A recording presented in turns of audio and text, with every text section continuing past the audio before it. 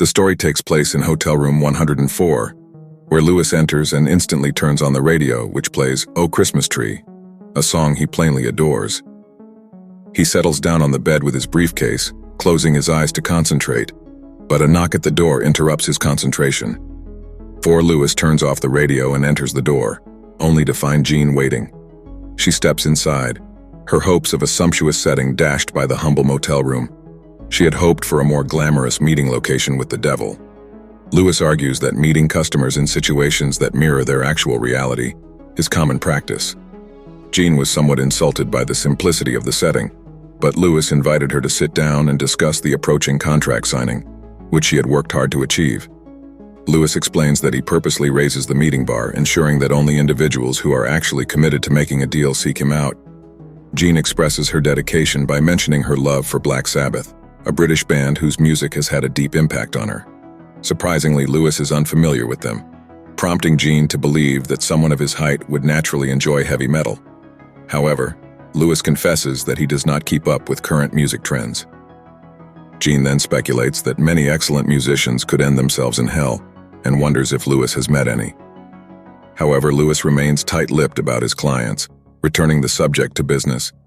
Jean takes a seat, feeling jealous of her peers who appear to enjoy glamorous lifestyles full of parties, fancy automobiles, upmarket living places, and handsome couples. She's annoyed by her lack of access to a similarly rich lifestyle, wondering why she can't have multiple relationships, drive high-end vehicles, and turn heads with her attractiveness like the others. Jean's main goal is to take revenge on everyone who has ever rejected her, and Lewis admits he can help. However, Jean feels confused because Lewis is not pressuring her to sell her soul. Rather, he argues that the decision must come from her, underlining the decision's personal nature. Lewis is ready to finalize the arrangement once Jean has decided. Jean quickly sweeps the contract for the spot to sign, but Lewis advises her to read it first. He particularly advises revising the clause that transfers ownership of her soul to him indefinitely. Despite his caution, Jean acts unconcerned, which confuses Lewis given such a huge commitment. Lewis is confused as to why Jean appears unconcerned about losing her soul. Jean's attitude is straightforward. She does not believe in souls or agree with religious beliefs, particularly those of Christianity, despite the contract's consequences. Unaffected by her doubt, Lewis makes one final attempt to emphasize the gravity of the issue, implying that she will face everlasting suffering after death. Jean, on the other hand, laughs off his attempt to scare her and goes on to sign the contract, prioritizing lavishness over spiritual concerns. Fast forward 50 years and we find Lewis in the same motel room, scanning the radio with nostalgia. The modern tunes fail to connect with him, indicating a separation from the current musical world. Lewis turns off the radio in disinterest, but is shortly met by a knock on the door. He opens it and discovers Jean, who is decades older but has a familiar grin. She describes a lavishly spent life filled with every possible pleasure, from costly parties and exotic adventures to the thrill of fast vehicles and luxury residences. Lewis notices her happiness and offers her a drink, but tells her that it would have to be brief due to her approaching departure to St. Bart's. However, Jean's trip plans are abruptly canceled, and Lewis has arrived to fulfill the terms of their long-standing agreement. The time has come for Jean to face the consequences of their deal. Her soul now belongs to his company, and instead of jet-setting to a tropical paradise, her next journey leads to an eternal stay in hell. Despite the passage of time, Jean remains unconvinced of the gravity of her situation, proposing that her lawyer review the contract. Lewis, on the other hand, reminds her that he had clearly set out all of the provisions when she signed the agreement decades ago.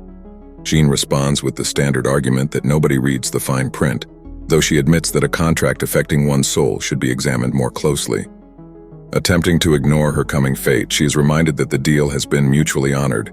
She lived a luxury life on Earth, and now it is time for her to keep her end of the bargain. Jean's obstinate denial bothers Lewis, who is frustrated by this all-too-common scenario in which clients challenge previously agreed-upon parameters without giving them fair consideration. Jean questions Lewis about his picture of hell, questioning if it is similar to the sarcastic punishments found in pop culture, such as Homer Simpson eating donuts forever. Lewis clarifies that there is no irony in the true hell. It is an endless cycle of misery, fire, and brimstone, far from the comic interpretations that some may have. Suspicious, Jean mocks conventional images of hell and paradise, leading Louis, who acknowledges he has never been to heaven but sees it as a far superior alternative to hell, to resolve to give her a first-hand look. He opens the toilet door to offer a terrible view of hell's torture, a sight so vivid that Jean becomes physically ill, finally realizing the gravity of her eternal destiny. Despite how terrible it may appear, Louis emphasizes that those in hell, including Jean, are there due to their own choices or deals with the devil. Jean refuses to accept her fate and seeks to contact her lawyer, forcing Louis to take away her phone. He's all too connected with the routine. Countless lawyers have reviewed these contracts in a variety of languages, but the outcome has remained consistent. There's no getting around the fact that Jean has irrevocably sold her soul. As the mood in the room darkens, they sit down together, and Louis tries to console Jean by reminding her of the half-century of indulgence she enjoyed. A period of time many people never have the opportunity to experience in ecstasy. Though his tone is sad, Louis understands the dreadful nature of his job, the constant sentencing of people to endless agony. The entire process leaves Louis frustrated, disgusted by people's willingness to sacrifice everlasting peace for momentary pleasures, only to regret their choices when the time comes to face the consequences. When the bill comes due, many people regret their decisions, finding themselves in a significantly worse situation than they had previously known. However, Jean is an exception. She has no regrets. Adapting to her situation took some time, but once she did, there was no looking back. Taking on a role that could only be described as viciously sadistic suited her well. The turning point event in her path occurred while she was connected with a man, playing with his emotions. She understood she had a choice: sympathize and care, or disconnect entirely and live without concern. Jean picked the latter option, effectively shutting down her ability to empathize or feel sympathy for others. Jean maintained her irresponsible behavior, engaging with individuals only to abandon them when she lost interest, signaling the start of her spiral into more horrible deeds. She assumed Louis, with his affiliation with the devil, would enjoy her dark stories. However, it turns out that Louis is not the devil himself, but rather an executive assistant. This discovery annoys Louis, particularly when Jean questions whether he is a demon. Jean is fascinated by Louis's role, despite the fact that Louis has grown bored of it. Initially, it appeared to be a good fit, but over millennia, the constant exposure to humanity's darker side began to take its toll, leaving him troubled by nightmares and questioning his ability to continue. Jean advises Louis to quit if the job is causing him so much distress, challenging him to fight the devil's demands. Jean recognizes the dangers Louis faces if he defies the devil, knowing that her own suffering will seem minor in comparison to the rage Louis may experience. Determined, she presents a solution in which she takes on Louis's role as the devil's assistant. This would provide Louis the opportunity to retire and pursue leisure activities like water skiing, resulting in a situation in which both parties benefit. Louis avoids punishment for job abandonment, and Jean escapes everlasting misery. The concept draws Louis's attention, but he cautions Jean about the realities of the role. She would get involved in the orchestration of pain for numerous lives, a weight he wonders if she is genuinely willing to bear. Jean differs from the conventional human mold, seeing her life experiences as a type of preparation for this particular opportunity. She's adjusted well to the darker sides of her personality, smoothly transitioning into the role of a villain. Louis acknowledges her psychopathic tendencies, but emphasizes that the position requires an unprecedented level of wickedness, warning that any failure on her side would have disastrous consequences for him. Determined to demonstrate her capability, Jean summons her assistant Dustin, who had been busy coordinating with the airport regarding her private jet. Dustin, unaware of the pivotal role he's about to play in Jean's proof of commitment, steps into a scenario far beyond the duties typically expected of an assistant. Jean's attention moves fully away from her travel plans and toward demonstrating her devotion to the new position she's negotiating with Louis. When Dustin meets Louis, the situation rapidly gets awkward. Unbothered, Jean gets her handbag, pours a drink for Dustin, and begins to explain the unprecedented arrangement she has just reached with Louis. Dustin, ever the devoted assistant, appears eager to serve in whatever capacity is required, clueless to the true nature of the talk.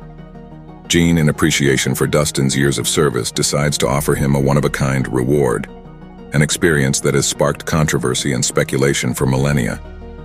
This gesture, intended to demonstrate her preparation for the grim responsibilities ahead, keeps Dustin blissfully unaware of the real consequences of his engagement.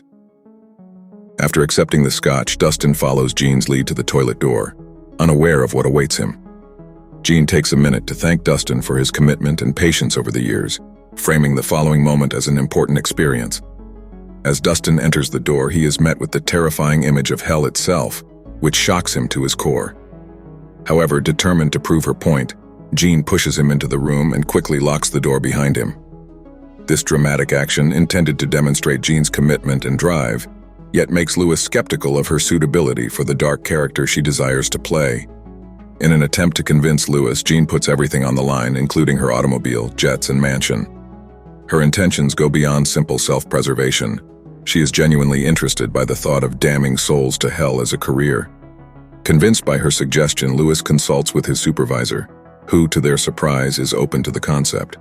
The supervisor warns Jean about the complex dynamics and perils of hell's hierarchy, telling her to exercise carefully. As Louis prepares to go, assuming the situation is resolved, an unexpected tap on the door reminds him of another engagement he had overlooked. This interruption signals Jean's first genuine test in her new role, leaving her with the urgent challenge of dealing with what lay beyond the door on her own. Eager to begin her new duties, Jean greets the next guest, a woman named Beth, who introduces herself as a musician aspiring to global renown. Jean, giving Beth a drink as a gesture of welcome, is surprised when she declines, as she does not meet Jean's notion of a typical musician living a hard-partying lifestyle. Beth makes it apparent that her devotion is exclusively for her music, not the trappings that frequently accompany celebrity. Louis, intrigued, digs deeper, challenging Beth's ambition for excellence if she is solely focused on the art. Jean seizes the situation and adds a philosophical twist, implying that Beth does not need to follow the usual laborious path to achievement. Instead, she suggests an alternative, a figurative elevator to the top. However, Jean's elevator serves as a warning tale.